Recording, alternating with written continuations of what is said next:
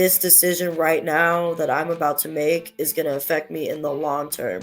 Short term, yeah, I may not want to do it. I may not want to go out there and get my road work in or drill or whatever, but in the long term, I'm going to be thankful that I did it.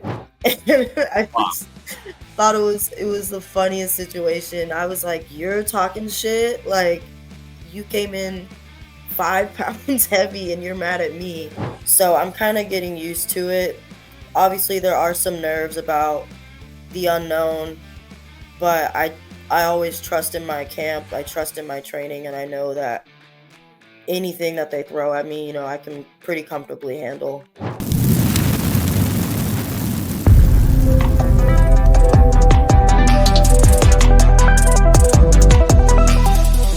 All right, guys, this is Crazy Kev here, and I'm here with Alex Lawal. Alex, how we doing? I'm doing great. Great. Happy to be here. Nice, nice. So, Alex, you just competed not too long ago, and you got a big win. Talk to us a little bit more about that performance and what's maybe next for you. Yeah, so June 9th, I fought for Fury FC in the flyweight division.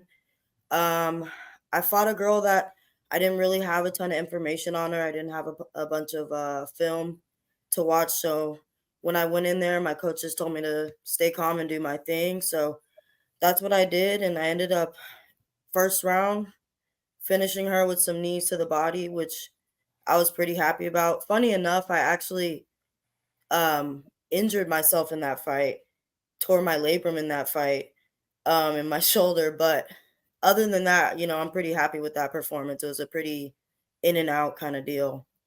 Yeah, wow. So with you tearing your shoulder, I mean, what's recovery like? Do you have to get surgery or anything like that? No, so thankfully enough, we did an MRI and I talked to a specialist, and he told me as long as I rested it and let it do its own thing, I would be okay. So I didn't have to have surgery. I just took a few weeks off after the fight. I didn't really use my shoulder much. And now that I'm back in camp again, I am obviously using my shoulder and putting it to work, but I'm giving it some time, some extra rest and recovery and stuff like that. So it's not like a catastrophic injury. I just think it's so ironic how I injure myself in a fight where, it only lasts like 2 minutes and I didn't get touched, but I threw my own shoulder out. So Yeah, yeah, no, that's definitely annoying. Well, I'm definitely glad your shoulder injury isn't too bad. So, when do we think we can maybe see you back in the octagon again? so I will be fighting for XKO in Fort Worth on September 19th. I'll be facing Anna Campos. She's a jujitsu girl. So I'm really excited for that one. Excited to face a grappler. I actually have my teammate Rain Guerrero is the main event on that card. So I'm super excited to we're basically going through training camp together, and Rain's one of my favorite training partners to have. So we're having a blast with this camp, and we're really excited to show out in September. Yeah, no, and we're definitely looking forward for you showing out in September. And you mentioned with your last opponent, there wasn't really like a ton of film on them. I mean, like, what was the nerves kind of like to compete out there with somebody you didn't really have a ton of information on? It's I've had it, in the amateur scene. It's pretty common to you could have someone that maybe they have boxing experience, maybe they don't. You don't know. You'll never find out because you can't find them on YouTube. And then you have some amateur fighters where every single one of their fights is available on YouTube. So it's something that, this next fight in September will be my eighth amateur fight. So I'm kind of getting used to it. Obviously, there are some nerves about the unknown, but I always trust in my camp. I trust in my training, and I know that anything that they throw at me, I can pretty comfortably handle. Right. So these opponents that like have their film on like YouTube, and then the people that don't, do you think like the people that have film on YouTube typically tend up being the tougher opponent compared to the other ones? I don't I wouldn't necessarily say that. I think that it's definitely like one of those weird situations where it just depends on the area that you fight, the area that you fight in, the promotion that you fight for. some promotions will bring in really great fighters, but it's pay-per-view only. And unless you go and find the pay-per-view and buy the pay-per-view to replay it, you're not going to see that fight. And Okay. then some promotions, all of their stuff is on YouTube uploaded for free. All of their stuff is live streamed for free.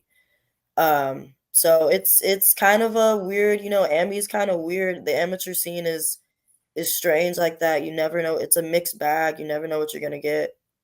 Yeah. It definitely seems like it has a mixed bag for sure. And would you mention you're going to have about like 8 fights now on the amateur scene? I mean, when do you think you are going to eventually move to that pro scene in the future? So I'm hoping to go pro probably next year. I think I want to finish up this year with a title, an amateur title, have the opportunity to fight 5 rounds just to get something that would be similar to a pro fight. You know, an amateur fight, an amateur title fight would be 3 5 minute or 5 3 minute rounds. Sorry, so that's 15 minutes. So I would love the opportunity to fight for a title just to feel what a 15-minute fight would look like. I'm not trying to hang around amateur for too much longer. I'm kind of having a hard time finding matchups, finding opponents with this same experience level as me. So I'm not trying to hang out in amateur much longer. Probably by the end of this year, I'll be going pro. Okay, very nice. So yeah, we're looking forward to you going pro 100%. And with you mentioning it's kind of hard to find opponents sometimes. Do you ever have like any funny stories of like an opponent like maybe pulling out on you last second right before you're getting ready to fight? I've been pretty lucky. Some of my other like some people that I know personally have been really unlucky with that. I've been pretty fortunate with if they finally say they will fight me, they usually pull through. I did have one girl who the week of weigh-ins said something like her medical paperwork didn't get turned in properly or something. And it's one of those things where you don't know who's telling the truth.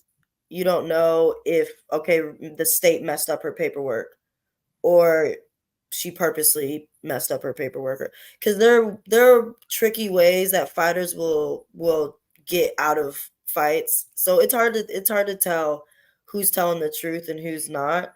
But yeah, with this girl, it was like fight week. I was cutting weight and I think we were like 2 days from weigh-ins and I had maybe like 5 or 6 pounds to cut. And I get a message from my coach and he was like, the fight's off. They don't have the paperwork for it. The state won't allow it. And I was so irritated. And then we rebooked. And then we get to weigh-ins after we rebooked, like a couple months down the line. And she comes in like 5 pounds heavy. And it was for flyweight. And I think she came in at like 130. So and I weighed in at 124. And I don't know if you're familiar with this, but in Texas, like there's only a certain amount of weight gap that they'll allow. So I came in underweight. She came in way overweight. So I had to chug water to like I had to drink water to weigh in heavier than I really did so that the state would allow it so that we could get with it. And then she had to go, oh my gosh, it was a debacle. She had to go out in the parking lot and run and she had to cut her dreads off and strip down naked to weigh in the and we were like in a Hooters. They were hosting weigh-ins in a Hooters. So it was just a funny scenario where she was like they didn't have any towels, so I had to go to the trunk of my car and get a blanket for her. And my wife was there, and so me and my wife were holding the blanket and she stripped down and stepped on the scale so that they could see if she was within range so that we could fight. It was just so funny. And the whole time she was talking shit. I Wow. just thought it was the funniest situation. I was like, "You're talking shit? Like you came in 5 pounds heavy and you're mad at me, and I'm doing you a favor by literally covering your ass." So Yeah, it was really funny, but that's the only situation I've had where people kind of uh di- uh like duck you for a little bit, but eventually we fought, and I'm pretty happy with the result of that fight. So There you go. No, that's definitely good. I was definitely glad that fight went through after all that craziness, 100%. yeah. And yeah, another thing I was curious about is what do you typically like to do outside the cage when you're not fighting? I'm a big I'm a big nerd. I like collecting things. I like playing video games and um just like listening to music. I'm a huge music nerd, and I also like before I started fighting, I was I got into MMA just being a fan. So even when I'm not training, I'm watching MMA, like, it's kind of like a joke with all my teammates. If they don't know what fights are on that night, they ask me because I know. I know what promotion is doing what, and I know where you can watch it. So if I'm not training, I'm playing some video games or I'm watching some fights or something. So Nice. Okay. Okay. So when it comes to video games, I mean, what kind of video games you like to play? I'm really into I don't really play a lot of like online multiplayer or anything like that. I'm more of a an RPG kind of player.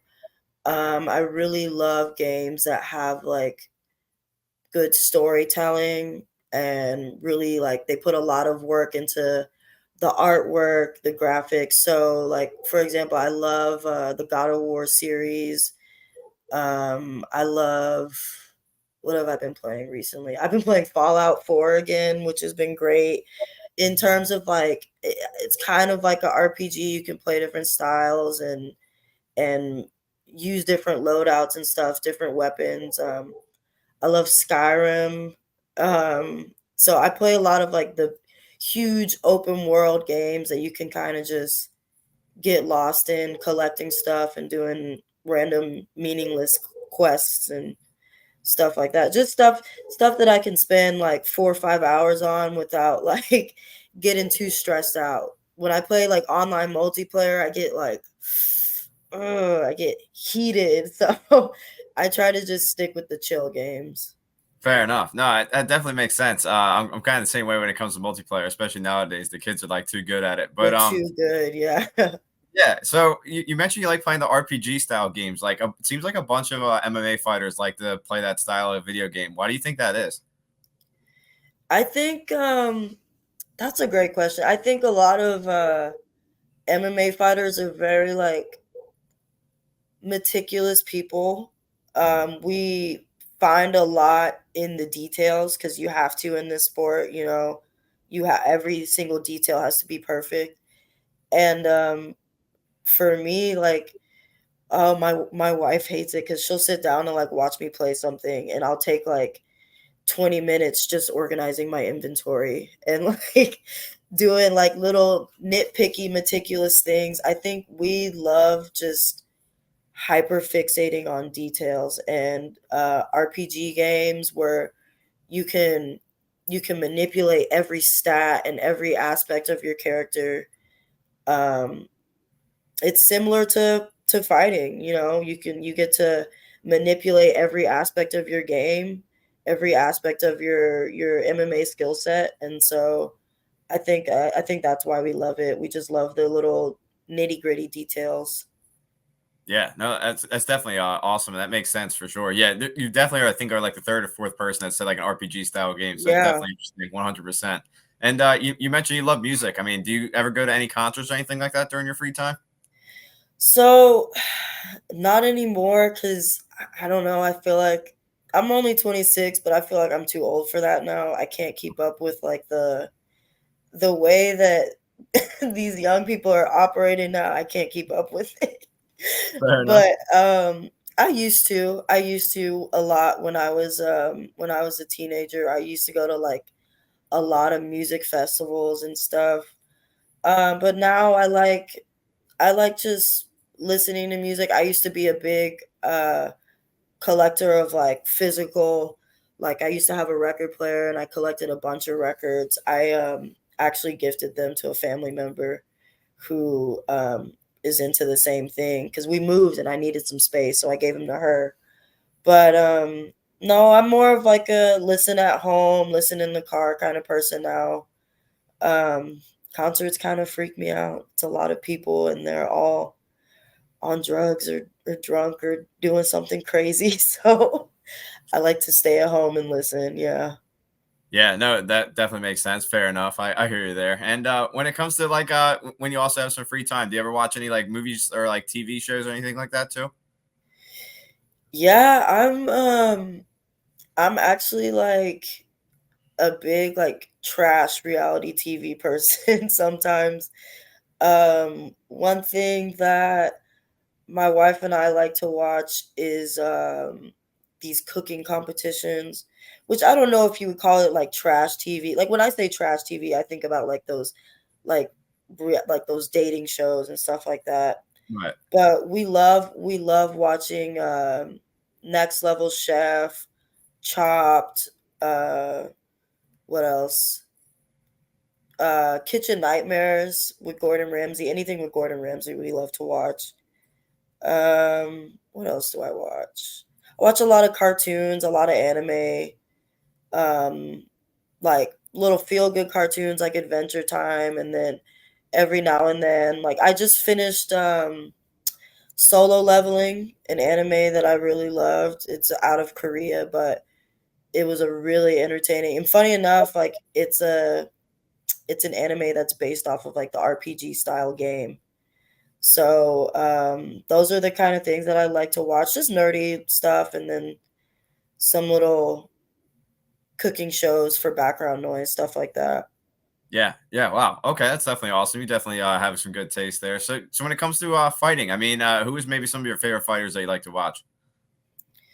Besides my teammates, I've always been like a big Amanda Nunes fan. When I first started watching the sport during the Ronda Rousey boom, I like that's how I got into the sport was through all the Ronda Rousey like highlights and all the promo, and then my attention just got shifted to Amanda and Joanna as well. Joanna Jędrzejczyk is was always one of my favorite fighters to watch. In terms of the males, I would say I love Corey Sandhagen. It was so hard for me to watch him lose to uh, Umar last night, but it was a great fight. So I was still pretty happy. You know, I felt it sucks for him, but it was he still gave a good showing of himself. So yeah, Nunes, Joanna, Corey Sandhagen, Israel Adesanya. I think he's so cool. And as someone that's Nigerian, I just I gotta support him however I can. Any Nigerian fighter, I'm gonna support them because there's not many of us, you know. So yeah, those are some of my favorite fighters. Obviously, a lot of the strikers, not a lot of grapplers, but I love the crafty strikers, the volume strikers, the ones that don't have a ton of like one punch power, but they have a lot of ways to get you out of there. I love those kind of fighters. Yeah, no, I definitely like those kinds of striking matchups as well too. They're definitely a lot of fun to watch. And yeah, another thing I was curious about is what do you think is maybe the best advice you maybe got so far in your MMA career? I remember when I first came to the gym that I'm training at now, War Training Center, I was having a hard time keeping up with the work output that they expected of me. And I thought for the longest time that I just wasn't built for it.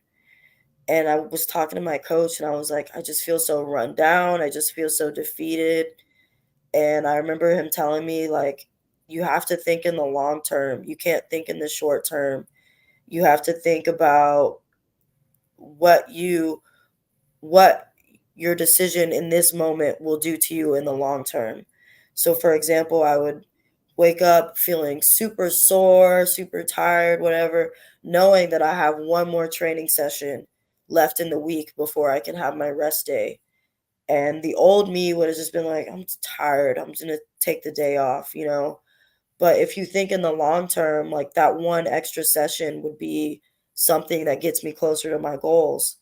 So hearing that advice and thinking about it that way, it's much easier for me to stay disciplined and to stay dedicated to the regimen that I have laid out each fight camp. It's so much easier when I think like this decision right now that I'm about to make is going to affect me in the long term. Short term, yeah, I may not want to do it. I may not want to go out there and do get my road work in or drill or whatever, but in the long term, I'm going to be thankful that I did it. So that's definitely some advice that sticks with me. Like probably it'll stick with me throughout my entire career. Yeah, no, that's definitely some awesome advice, 100%. And speaking about advice, I'm a Taekwondo instructor myself. I've been teaching for 6 years now, and then I started when I was 5 years old. So I've been training Awesome. for 19 years. So yeah, I Wow. love martial arts. It's definitely a lot of fun. And Yeah. with all the guys I got at my gym, what advice would you give to them to keep on coming into the gym and to get better and better every day? To get better every day, I would say sometimes you got to get out of your head. You're so focused on getting better, getting better, getting better. And so many people think it's going to be like when it's really like Oh yeah, this and this and you have so many rises and falls and so many you'll have a week where every sparring round you're like it's like you're in the matrix and you're killing it, and then the next week you're just getting smashed, and that never goes away. That never, like, even I have some part training partners, some teammates that are at the highest level of this sport, and they still have like moments like that. So for the guys at your gym, I would tell them like, get out of your head. Don't think about like, I didn't do too well tonight. I didn't have the greatest training session tonight or whatever. Just think about I did it today. I got in there and I did the work today. And yeah, I got beat up, or yeah, I had a great round. You can't get, I think I heard Misha Tate say this one time when she was coaching Tough. You can't get married to your wins and you can't get married to your losses. You can't you can't invest too much in the small wins and losses. You have to just take it a day at a time, and eventually your journey will get you to the path you need to be. yeah. No, Alex, I definitely think that was an awesome message, 100%. And speaking of messages, I mean, what's maybe your final message out there for the fans watching this video? Um, do what you love. Do what you love. I spent the longest time of like my early adulthood in school studying stuff that I didn't really, I was smart and I could do it, but I didn't really care for it. And I was so unhappy and not real like I wasn't really understanding that life isn't about like getting by. It's about like finding a way to do what you love while also paying your bills. I think if more people look at it like that, if you think about how can I do what I love while still supporting my family, a lot of people will be so much happier. So find what you love. If you love it enough, you'll find a way to make it work and you'll find a way to still put food on the table. Just do what you love. Don't settle for anything less.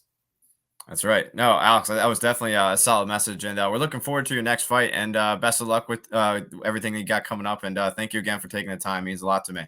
Thank you. I appreciate you having me. I do want to give a quick shout out to some of my sponsors. I've got my buddy Wesley Flack, West Coast Designs. He does really cool designs on motorcycles and cars. So hit him up if you need a really cool paint job. Terrence Hunter with Certified Stepper brand. He's always been really helpful for me.